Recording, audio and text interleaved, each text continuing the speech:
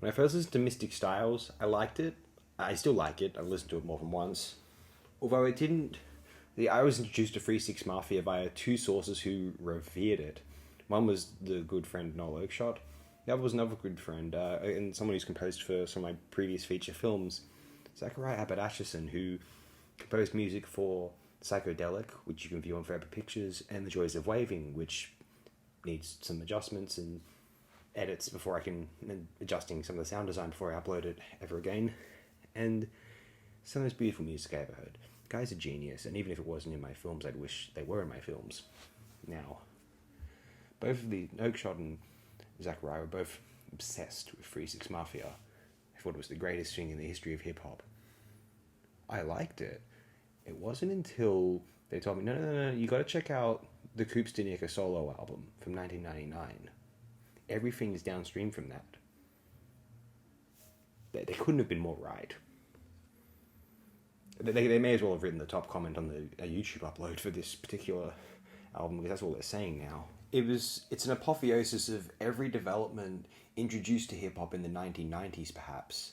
What results is, rather than creating an alternate reality, rather than composing some sort of fantasy, as music is, want to do a lot of the time, and hip-hop had a recent habit of trying to explore the real as opposed to the escapist. That was interesting and fair and understandable. Rock music was doing the same thing around this time, and rock music was quite terrible at it, to be fair.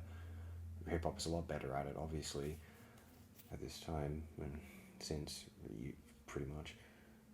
What happened that was interesting was there's this idea that you don't need escapism, you don't need to evoke the imagery of films and fantasy and comic books, because the real world has enough potency and imagination and sheer events with which to instill drama into any release, and any lyrical imagery you want to evoke can have the tone and atmosphere of something fictional. It's greater, it's stronger than fiction.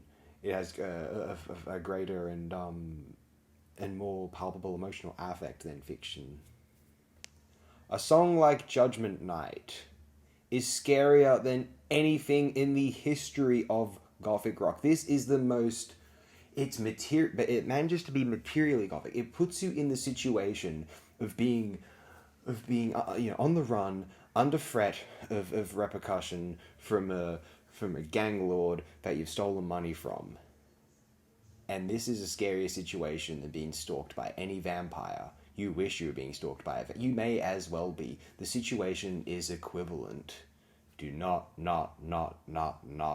steal from me. The world is falling apart around you. Your psyche is crumbling. There are spectres at every corner.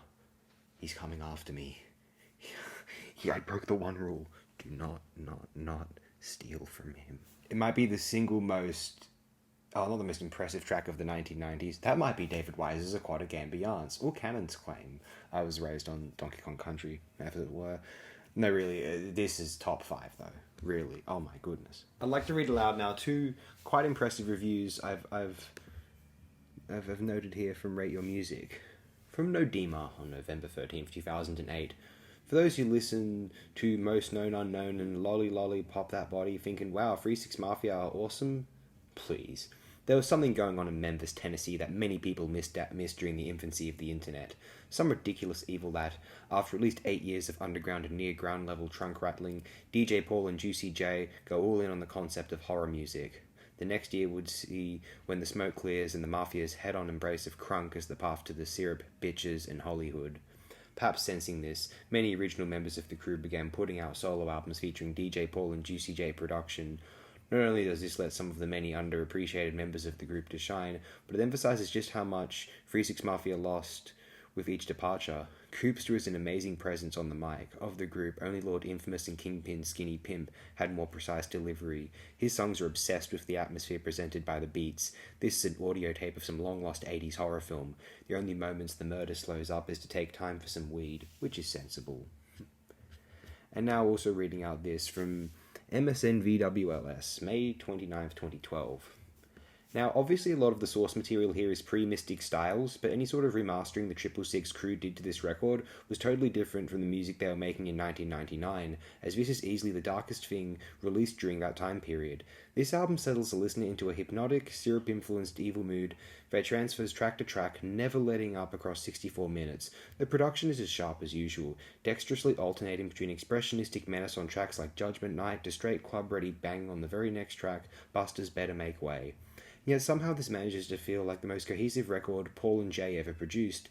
There's just enough repetition to make this a perfect stoner record. The beats transition into one another to create this hazy drift it's easy to get lost in, but enough variation in the individual songs to remain engaging throughout multiple listens. And that whole paragraph glosses over the fact that Koopsta Knicca, maybe the best MC 666 ever introduced to the world, is at the absolute top of his game here. The way he raps about crime is completely unique. He remains laid back at all times, riding the beats of self-assured swagger, but the conviction with which he talks about murder and robbery conveys a greater sense of menace than cranking up the aggression several degrees could have mustered. That looseness naturally enhances all of the weed tracks, too, creating something that's ominously inviting. This is evil music and the province of Satan, but it sounds fun. An absolutely stellar release. Oh, this is me talking out the reviews over. This is an absolutely stellar release. I couldn't agree more for these positive assessments. One of the very best, most idiosyncratic albums of the 1990s, certainly. Thanks again, my friends. I would recommend perhaps giving Mystic Styles a listen before this one, although once that's over, you'll want to get onto this one as soon as possible. I guarantee that, especially if you enjoy the material on Mystic Styles.